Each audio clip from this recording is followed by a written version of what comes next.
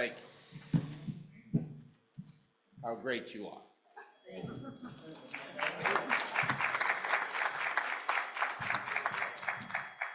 Y'all too. And thanks, Willie, for sharing those readings. That first one, Acts chapter 26, that's the Apostle Paul speaking to King of Israel at the time, Herod Agrippa, trying to explain why he's doing what he's doing. And he asks the king a question. Why should any of you consider it incredible that God raises the dead? The other reading is from a gentleman named David Icke. Maybe you've heard of him. He says, the very idea that we can form solidified perceptions while being aware of a fraction of a 0.005% of what exists in the universe, that's a fair definition of insanity.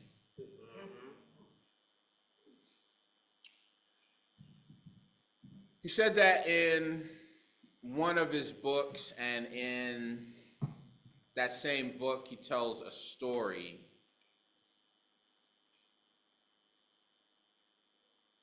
Hey, how you doing, Miss Stern? Love the purple. You got the memo, all right.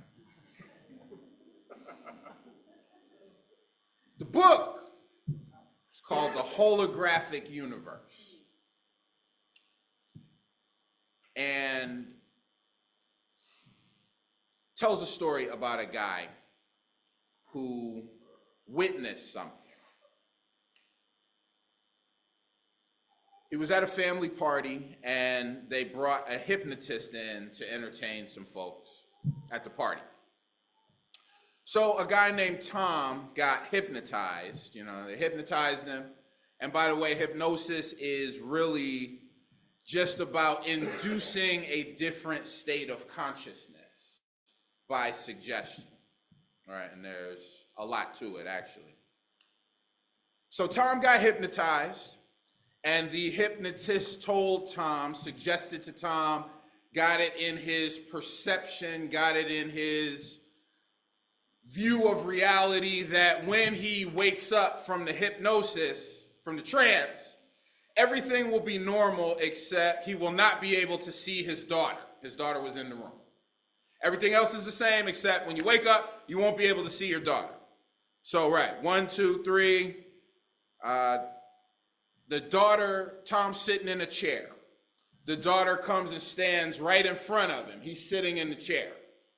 1, 2, 3, Tom, open your eyes. Tom, where is your daughter?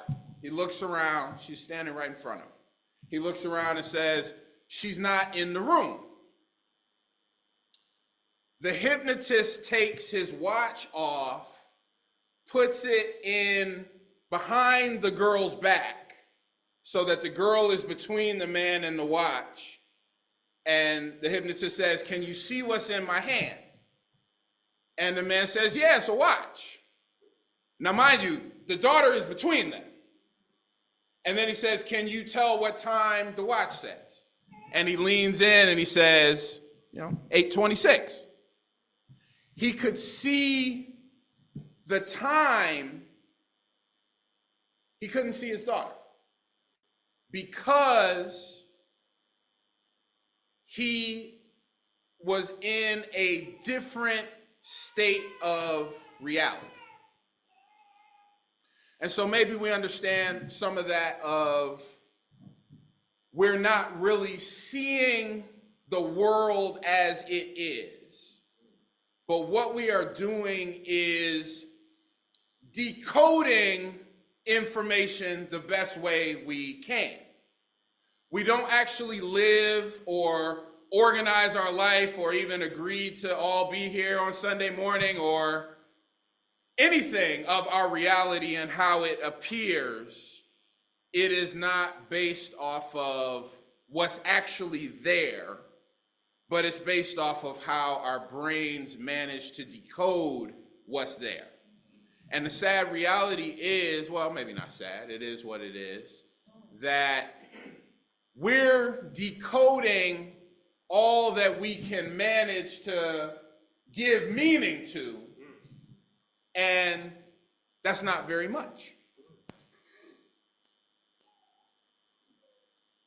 We don't really live off of what's there and how it's interpreted.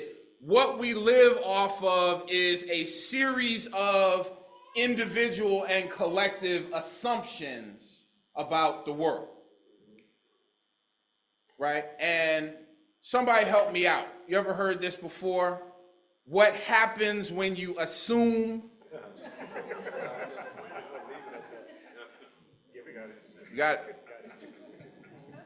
Okay. Well, I mean, it's true.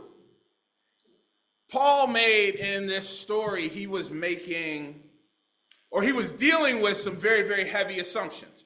Here he is. Now, he has had this experience of Christ, right, on the road to Damascus, very personal encounter with Christ, changed his name from Saul to Paul. He's convinced. Now he's performing miracles. Now he gets bit by a snake and just shakes the snake off, and they think he's going to die. He doesn't die.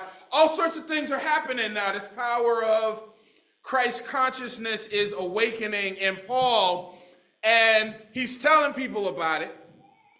He runs into King Agrippa, who's also known as Herod Agrippa. And when someone has a certain perspective on life, have you noticed this, that when someone sees things a certain way, it takes more than just words to convince them otherwise?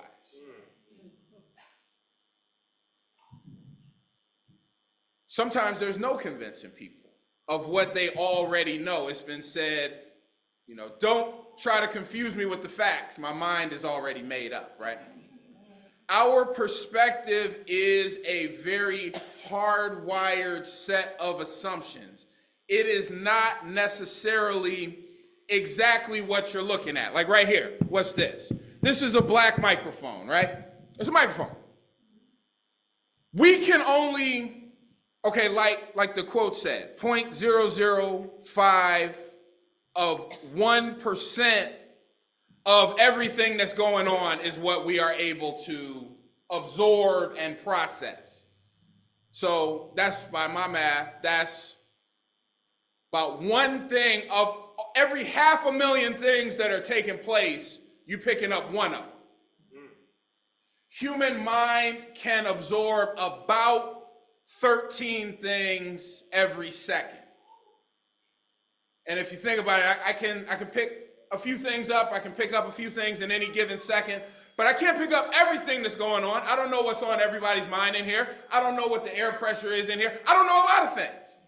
I just pick up the little slice and sliver of what I can pick up. As a matter of fact, have you seen the electromagnetic spectrum before?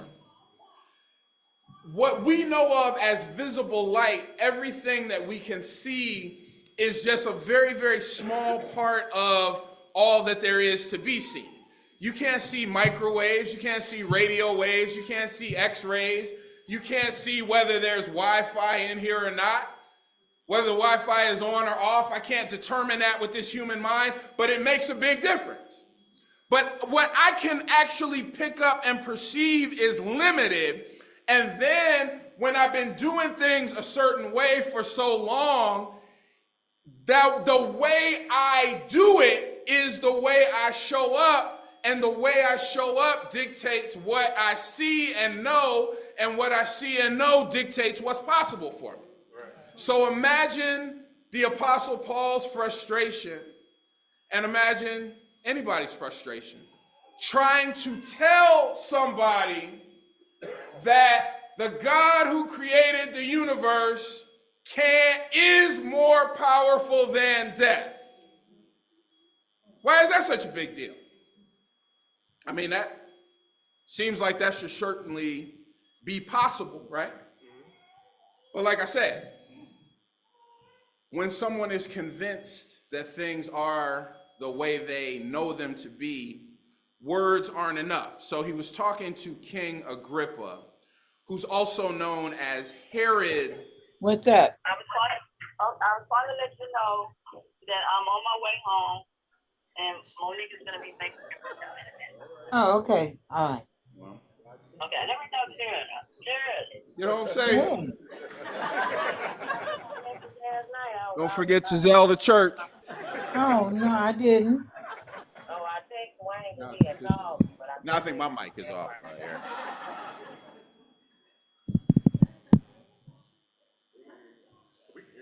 Yeah, you can hear me. All right. I'm thinking about the Zoom land.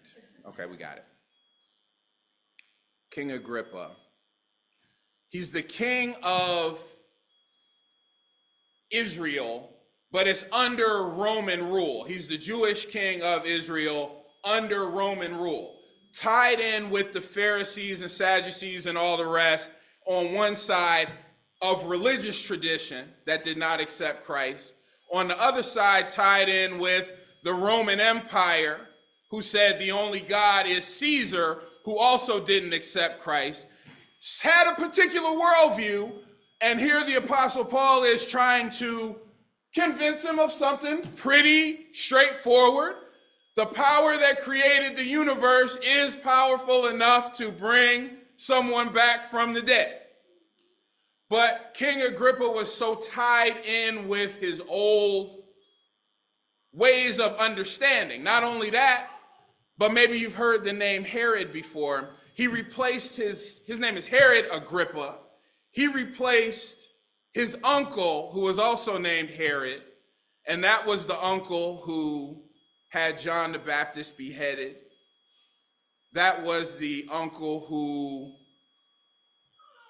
they jump on you for being anti-Semitic. I'll just say, he allowed the Romans to crucify Christ.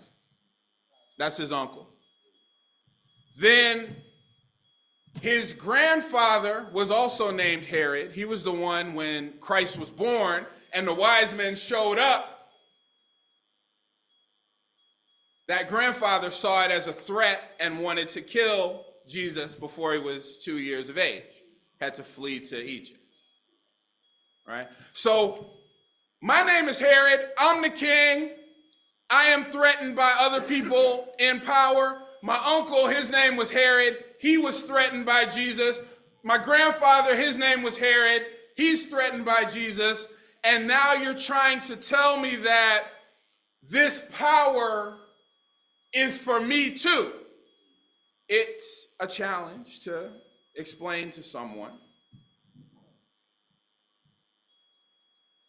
You can't just say, Jesus, the one that your family killed and rose from the dead, right? And expect them to get it necessarily. And the reason is there's too many other assumptions at play.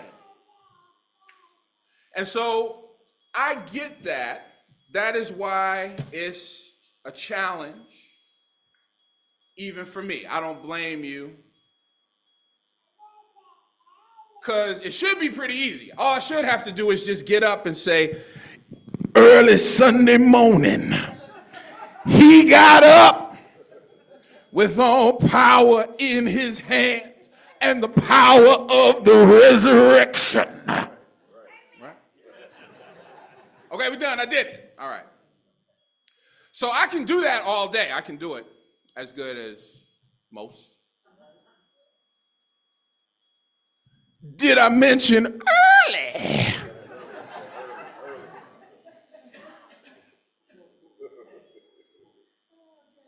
Now, just saying that, why doesn't just saying that, I'm glad it made you laugh, why doesn't it activate the power of resurrection in us? I just told you the truth. Really, why? I mean, you know that there is power in the universe for this to be real. You know that it's happened before. People can be dead, apparently, and come back. You know that The past doesn't dictate the future. I just told you that. So we know all these things, yet the idea of living resurrection is still a challenge. And the reason is not because I'm not telling you. The reason is the assumptions that we already live with that tell us what life is and is not. So, what did I preach about today? Here it is. Resurrection requires stepping beyond your locked-in perspective. Resurrection requires seeing what you have not seen before.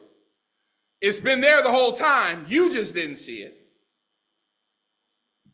But as we can see it, we can be it. Right? So, how do we do that? A couple things come out in the text, come out in life. There is something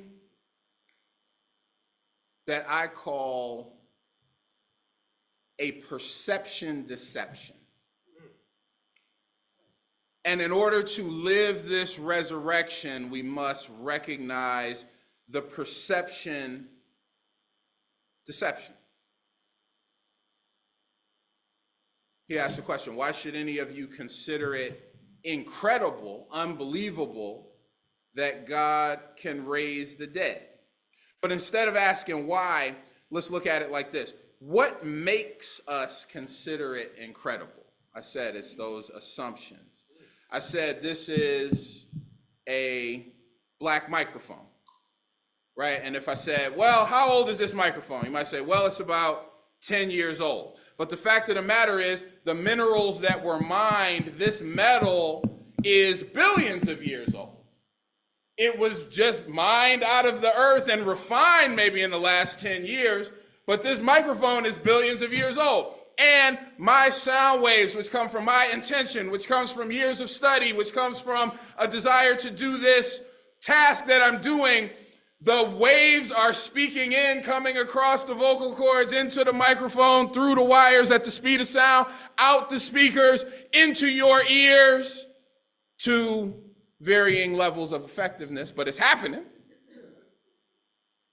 But again, all of that's too much to consider. So it's just, well, he's talking. And then, never mind the glory. I mean, we could just have a moment of awe and praise and wonder at where did this metal come from in the universe? How did people know to mine it? How did people know to smelt it? How did the electrical engineers know to make all of this happen? It's all written out. But I can't worry about all that. You know why? Because my cousin stole my potato chips and I'm still pissed off. I mean, really pissed off. Forget about the atoms, forget about the fact that when I sit in a chair, why don't I just fall right through the chair and end up on the ground? It's not because it's possible. Jesus walked through walls, and it's an understanding of things on the molecular level. The molecules are still 99% space. There's enough room for things to pass through things. But do you understand, when your assumption is so heavy, and when a collective assumption, didn't the Bible say, where 2 or 3 in the midst are gathered, if you agree on it, then it's done. Well, that's true for everything. If you agree, there's no way we're going to raise the money we need. If you agree, it's a lost cause. If you agree that it's impossible, if you agree you're too old, or you agree you're too young, and if enough of y'all agree about it, guess what? The God power in you has just created the reality. But considering how little of what is really here and what is really possible that we even know and understand, what makes us limit ourselves? And in the limitation, we're missing out on a lot of things, not least of which is the power of resurrection. So, in order to deal with this, it becomes necessary to challenge the dominant assumptions. There are dominant assumptions in our own lives. There are dominant assumptions in reality, in society. There are things we think we have a grasp on. We think we have a perception of it. But even of what your senses are able to perceive, we perceive it as we are. What makes a roller coaster to one person the thrill of a lifetime, the other person about to mess their pants and hate it? Same experience, the only difference is the consciousness of the two people having the same experience. One person, I can give constructive criticism, they receive it in wisdom, they incorporate it into their lives, they change, they do better. Another person, same piece of constructive criticism, why am I attacking them? It is not what is before us, it is the consciousness that we bring. And in order to live a resurrection, it requires getting past an assumption of death. There are many dominant assumptions in society, and it's necessary to inquire into them. I got a couple. Here's a couple. Here's one. Well, debt is just a way of life, and we just gotta, that's just the way it is. So, we just gotta live with that. Is that really 1,000% inherently true, or has that become a dominant assumption of society? Here's one. Celebrities have a more important platform than us regular folks, and they kind of matter more. That's an assumption. Is it really true in the truth of who we all are and who we're created to be? No, but when 2 or 3 agree on something, it becomes reality. Here's one. Rational people don't believe crazy conspiracy theories and UFOs.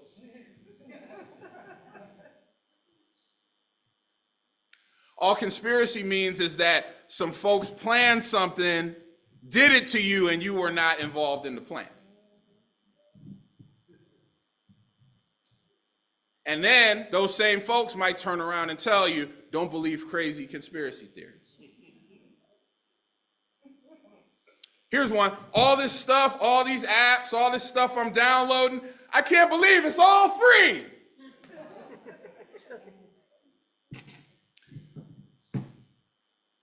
It comes, you don't pay no money, but guess what? When you don't pay money for it, but you get it, you probably the one that's for sale, being sold to someone else. Attention, data, tracking. It's free though. Here's one. When someone dies, they ain't coming back. That's been experienced. Parents, right? Loved ones, grandparents, whoever. So many folks. That is apparently how it is, but now I got to take all this same information. Is that really the only ultimate truth? Or is there a power of resurrection that can be tapped into, that can be lived, when things that appeared as they were dead can come back to life? When something can be burned into ashes and rise back up like the phoenix. So, I was talking in the beginning about how a person could be hypnotized and be able to see or not see certain things. And so I'm not recommending that, you get hypnotized necessarily, but I am suggesting that we are hypnotized already. And when you know it, see the thing about this, so the guy, he can't see his daughter in the room, he can see through her, she's not there. Why? Because ultimately, we are all just wave functions. We are not really solid anyway. It is a packet of consciousness. It's much more of a waveform than it is solid matter anyway. So if the mind sees in waveform, just like I can see through all the Wi-Fi in this room, I can see through a person in this room. I can see through a wall with the right consciousness, right? So it's not that, well, go get hypnotized. We've already been hypnotized. I understand that word to mean hip, H-Y-P, like hyper, which means over. Gnosis is knowledge. So it's the knowledge over the knowledge that we already have. We already know what is possible. We already know, well, how much money is in the bank and what that means. And we already know, well, me and this person just don't get along. We just don't get along. We already know what it can be, but what can be known above what is already known? Even to the power of resurrection.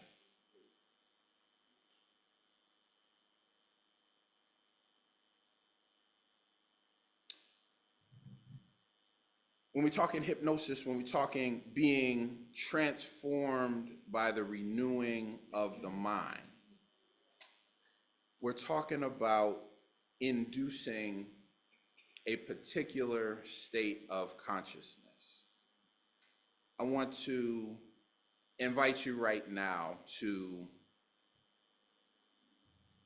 allow for the power of resurrection. It requires challenging the assumptions. It requires recognizing the perception deception. And in yourself now, in a moment of meditation, contemplation, in a moment of prayer, one, can I let go of what I have known? What I have known is not what is. It's just a minute part from a tragically biased perspective of what is really possible.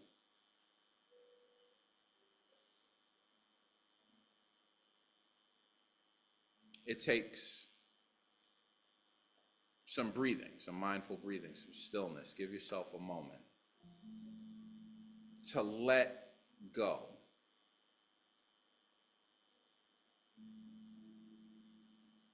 Well, this happened, therefore this is going to happen. That's very human thinking. That's very logical thinking. It can even be a recipe for success. They tell you past performance is the best indicator of future results.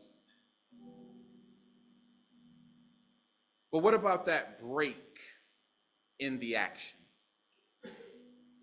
between the past that you have lived and the future, which is largely unknown?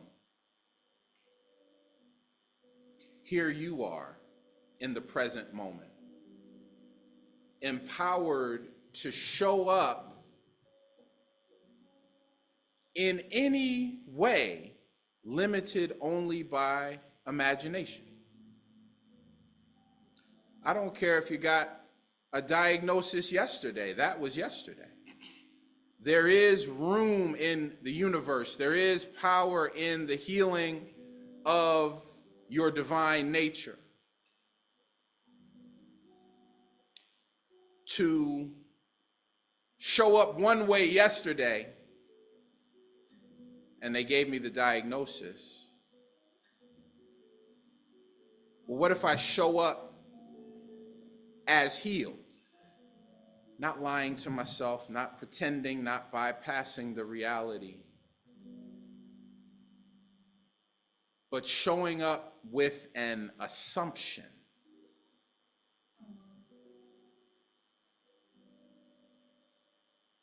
Showing up as we said, as God, with God, through God. And since resurrection from the dead is not incredible in a universe that contains all and all things are possible, if we can handle actual resurrection from the dead, the circumstances, the scenarios that we face may not even be as tough as all